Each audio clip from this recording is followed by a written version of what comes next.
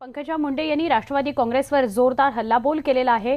राष्ट्रवादी काँग्रेस जाती धर्माच्या नावावर फूट पडत असल्याचा गंभीर आरोप पंकजा मुंडे यांनी केलाय। शिवाजी महाराजांनी 18 पगड जाती धर्माच्या लोकांना एकत्रित घेऊन स्वराज्य निर्माण केलं।